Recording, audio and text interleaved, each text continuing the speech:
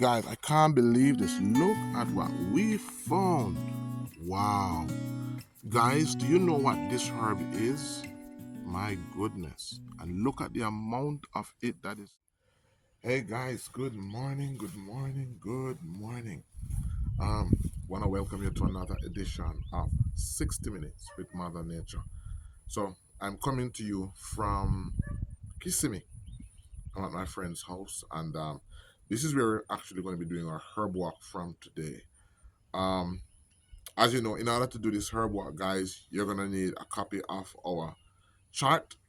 Um, Also, you're going to need a copy of our diary so that you can record.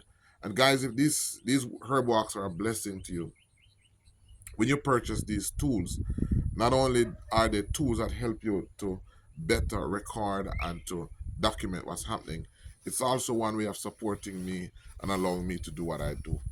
All right, so today we're going to be looking at some herbs here. We're going to be looking at the herbs that repeat themselves first of all, and then I don't know how much we're going to see. I'm also pressed for time, so we're gonna see how many herbs that are repeating themselves here, and use that, assess that to determine basically what is the diseases that are going to be common in this particular area. So get out your pens and your notebook and let's go. Alright guys, so before we go into today's video, I wanted to share some interesting history that I dug up about the area that I'm going to be featuring today. So as I said to you, I'm being hosted by my friend Sean, and I was curious to find out what type of plants and what medicinal benefits were available in the plants found in the area today. And so my curiosity really began with just the name of the place, Kissimmee, a very unusual name. And so I went and I started to do some research, and what I found was quite interesting. So the name Kissimmee is thought to have come from the Jororo language, and it may mean long river, which is in reference to the Kissimmee River and its headwaters.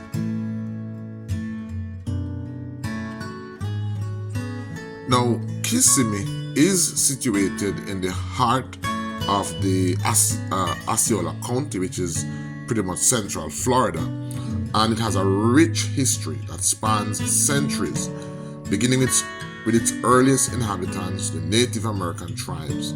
Now, these indigenous people, their way of life and their medicinal practices laid the foundational cultural and historical layers upon which modern Kissimmee was built.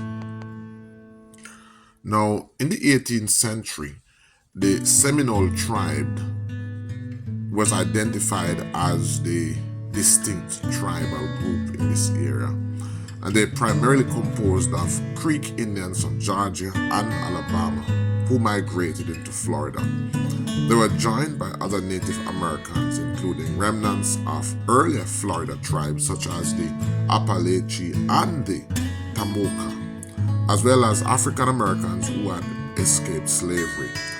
The Seminoles were known for their adaptability, resilience, and ability to live harmoniously with the land. They settled in the Kissimmee area, which provided rich resources and a strategic location. The Kissimmee River, essential for transportation and sustenance, played a central role in their daily life.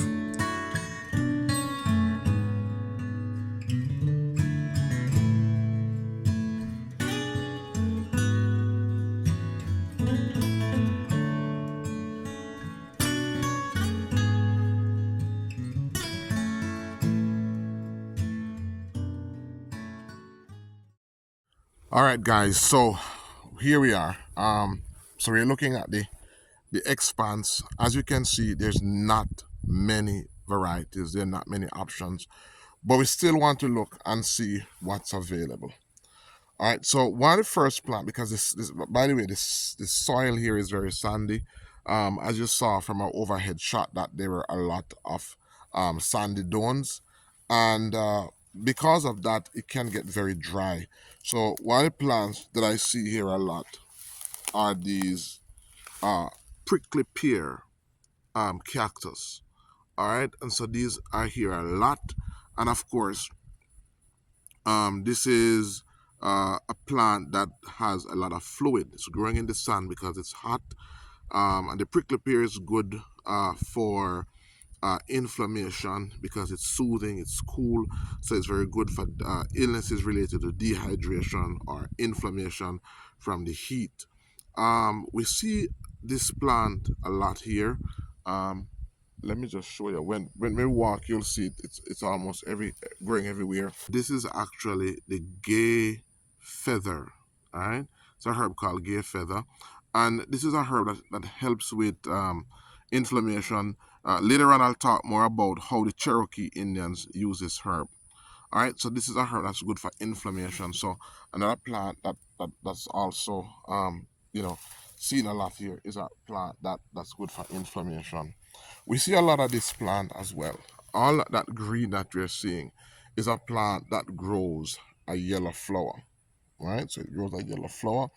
The flowers are pretty small, but I'm gonna try and see if I can get there's a good view of the flower, and this plant has a very good aroma, very good aroma. All right, very. It's also so it's definitely an aromatic. The leaves are thick. um I'm gonna go ahead and taste this because right behind me here there's not a lot of uh persons. So so I'm tasting a lot of aroma. um doesn't taste bad, so I'm sure this would make a nice tea. I'm sure this would make a great tea. All right, so let me see if I can find. So here are some with flowers, and this plant is called the Camphor Daisy. All right, so it's called the Camphor Daisy. Um, that a plant used by the Cherokee Indians, used for inflammation. It's used. It helps with circulation, and what we're seeing is just a repeat of that. So lots of camphor daisies. This is another plant that would be very good for kidney issues as well. Um, we see a lot of cactus, a lot of cactus as well, right? A lot of cactus, and this is pretty much growing everywhere. There's not a lot of trees, um, but there's some old man beard, which is a lichen. So let me show you that. So we have the gay feathers, we have the um, prickly cactus, and apart from that, we have lots of old man beard. As you know, old man beard is a lichen that is very good for. This is a plant that grows in cold temperatures. It likes cold temperature. It's also found in Jamaica. It's mostly found in the Blue Mountains. It's mostly found in the Blue Mountains, and it likes high elevation because it's good for the lungs. It's good for respiratory uh, related health conditions. This was traditionally used for that by the Indians here. Um, I'm going to show you another plant that I see growing in my friend Sean's yard. Um, he says it's found way out. So if we were to go way out into the marshlands, we would find it. But it's growing here, so I want to show you that. And this is a herb that is good. And it's funny because yesterday I did an assessment, and one of the persons that live here, and one of the persons that lives here, a lot of the herbs, all the herbs that we've looked at so far, it's it's we see that the herbs growing here are good for those conditions. All right, so I'm going to show you these two plants.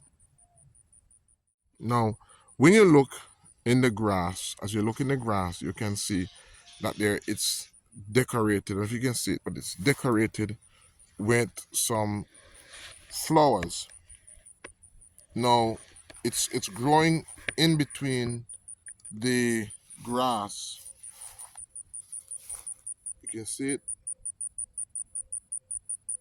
All right. Now, this is a very invasive herb, um, and it likes to grow in grasses, but it is medicinal. And this is called the Virginia buttonweed. All right, so it's called the Virginia buttonweed. Right, has beautiful flowers, and this herb also is good for inflammation. As I said, guys, I want you to come back this evening, so I'll reserve the medicinal use of these herbs for this evening. Um, Join us at 7 p.m. on Sundays. We were going to review these herbs and I go more in depth into as it relates to the medicinal uses of them. All right, so there's a herb that I wanted to share with you, and this is a herb that was also beneficial to persons living in the house. And let me find it and show you. So I saw one here, but there's actually a section of the yard where they are found in more abundance. All right, so it was growing right here. So let me go exactly where I know it is found in abundance.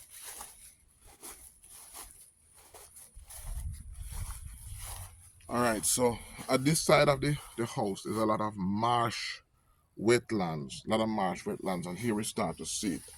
And it's this herb with the round leaves.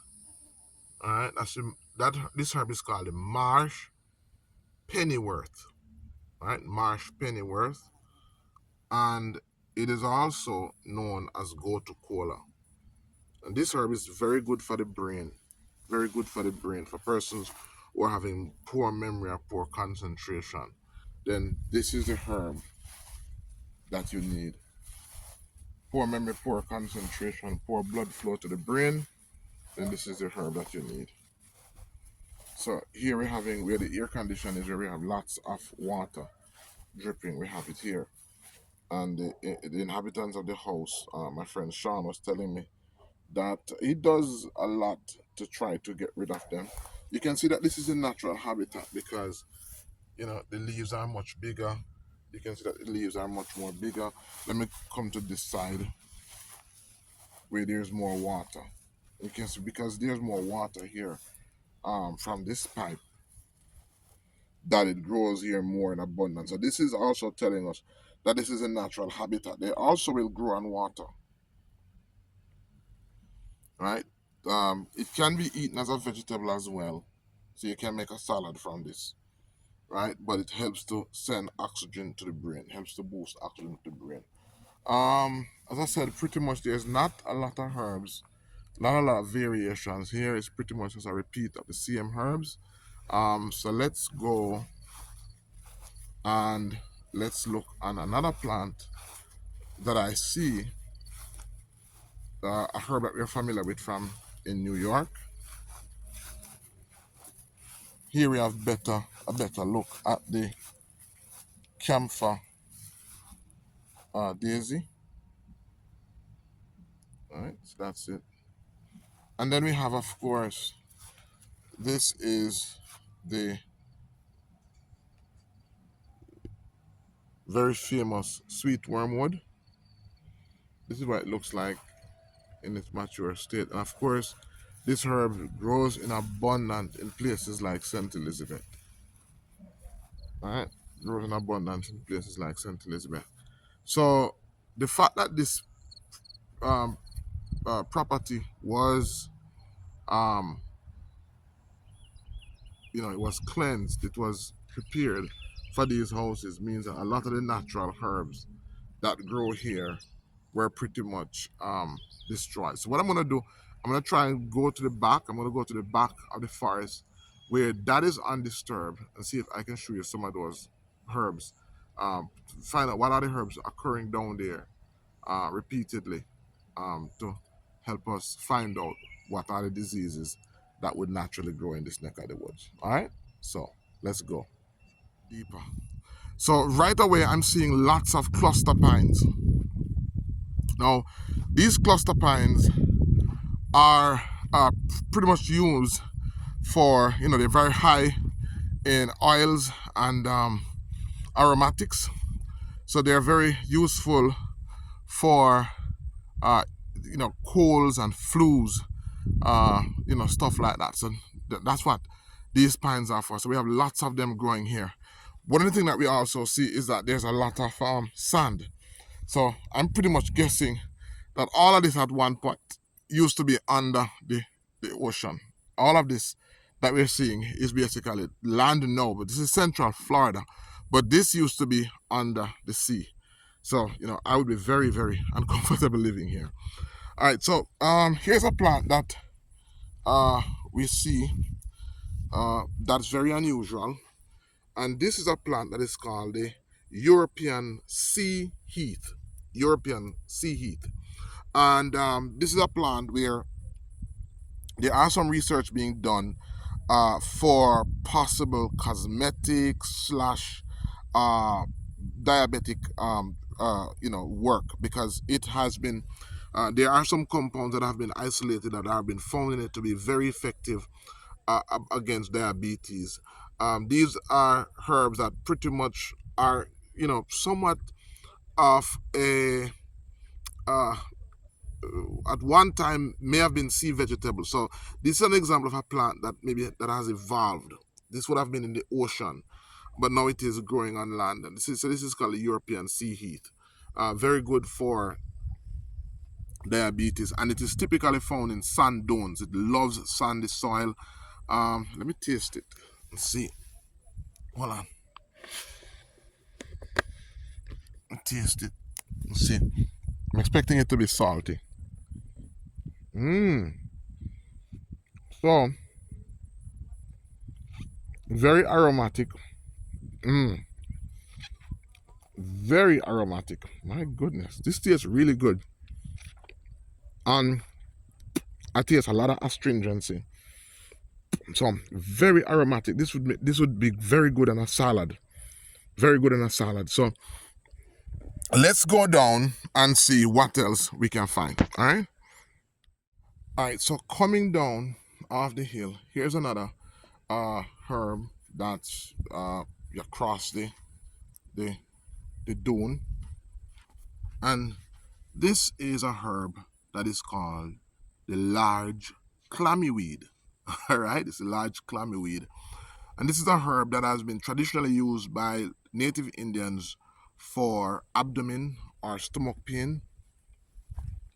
All right, so they use for abdomen or stomach pain, and we are working our way down. All right, here is the needle pod rush grass. Needle pod rush grass. And needle pods, rush grass, we have a variety of rush grass on our property. And if you go back to our videos, you'll see we have rush grass. So these are needle pods. All right, let me give you a close up.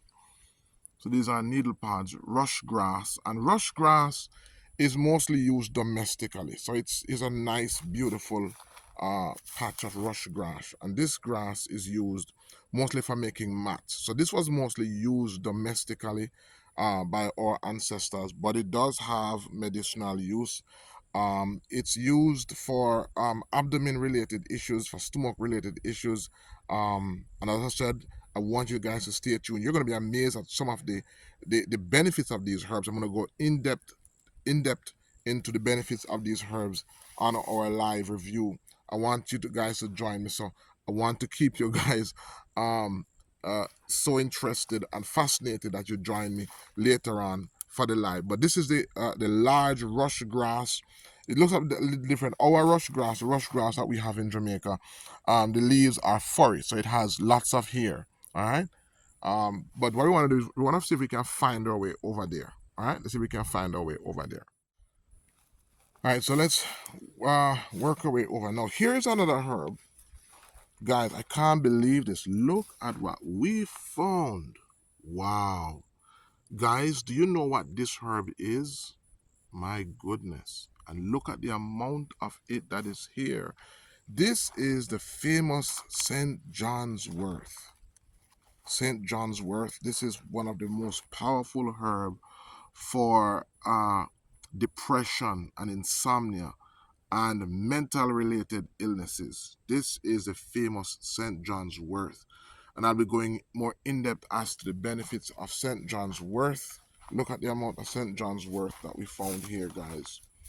But let's see if we can find or make our way over to that side of the property where there has not been any land clearage as yet. And we want to see exactly what's over on that side. So this pretty much, was property that was cleared. So a lot of the natural plants that are natural to this habitat would have been destroyed. That ecosystem would have been destroyed. So we'll find the plants that are commonly occurring over on this side of the property where there has not been much disturbance. All right, so let's go. And I'm seeing a herb. I wonder if that is what I think it is. Let's go a little closer. This is the herb that has greeted me. And I don't know if you know this herb, guys, but this herb is the muscadine grape plant.